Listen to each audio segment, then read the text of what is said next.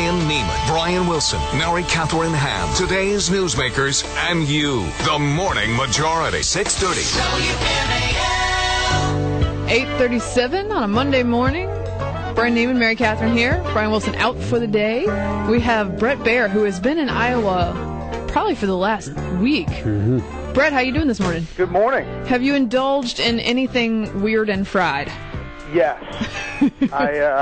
What did I try? I tried a fried Snickers bar, Nice. but I could only stomach one bite. Really? Yeah, I think I could not even make it halfway through one of those, I bet.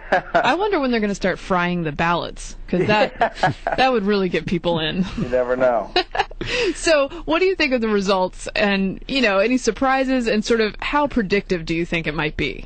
Well, it was a big win for Congresswoman Bachmann, just organizationally, to show that she had organizational chops to get to the number one spot there. It was also a good showing for Congressman Paul. But how predictive it is. I think the race has turned on its head now that Governor Pawlenty is out, now that Governor Perry is in, and that event last night in Waterloo, Iowa, was really indicative, I think, of what we're going to see is these candidates going to the same events and kind of working the crowd. And that's going to put the pressure on Congresswoman Bachmann, because she has operated in kind of a non-Iowa way, in that you pull up in the bus, you stay in the bus until the last moment, you walk out, you give your speech, you shake a couple hands, and you sign a couple shirts, and then you go back to your bus.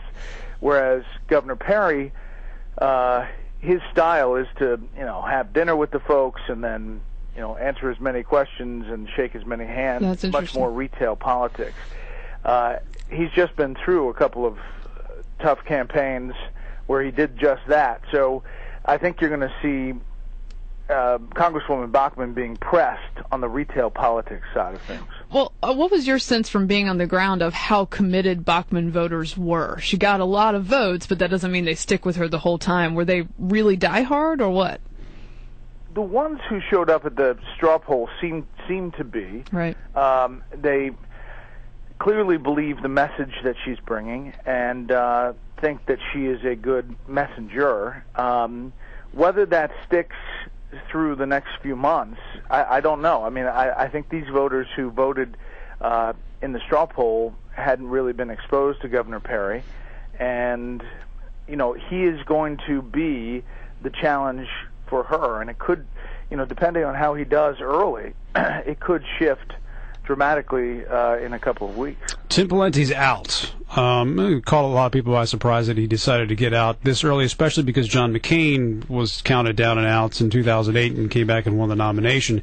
Is he out because he's out of money, or is he out because he really just doesn't see himself with a chance to win? Well, it's all about the money, and he described it as not having enough fuel in the car to keep going. But that's it. I mean, it's all about the money. I mean, he would have had to downsize significantly his staff and his whole operation.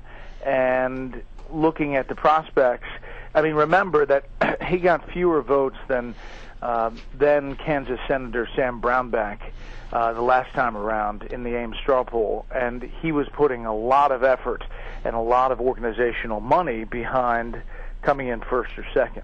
So it was so disappointing that he couldn't go to his donors and say, I've got a pathway to this nomination. With him leaving the race, does this help Mitt Romney out, because they're both considered maybe a little bit more mainstream establishment Republican-like than versus Michele Bachmann, who is a true conservative, and Ron Paul, who is a libertarian? Yes, definitively. I mean, this is the best possible scenario for Governor Romney, is that the Ames straw poll took out one of his potential competitors. I mean, it was largely believed while Pawlenty wasn't getting a lot of traction in the national polls, he was seen as the default position. If someone stumbled, they were going to potentially go to Governor Pawlenty. That's no longer the option, and thereby you set up this thing where there's a battle on the right side of the party between Governor Perry and Congresswoman Bachmann, and then if there's either a stumble there or people just aren't satisfied, they may, choose Romney as a default, if not their first position. I don't want to game this out too soon, but I'm a pundit, so that's my job. What? Yeah. So if you have say you had a Bachmann, Iowa win, New Hampshire's Romney, Perry's South Carolina. Yeah.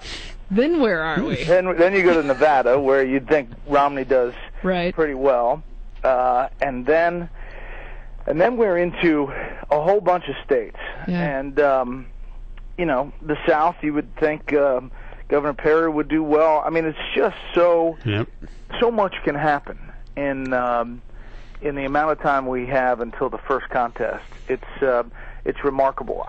You look at Governor Perry's entrance into this race. Most people I talk to say, listen, either in 30 days he's going to solidify that this thing is his to lose, or he's going to have a stumble and it's going to be anybody's game. All right, confession time. After the debate was over, which I'm sure was a lot of pressure, I'm sure you enjoyed it, but still, deep sigh of relief after it was over. What did you do that night after the debate? Oh, I had 2 beers and I went to bed.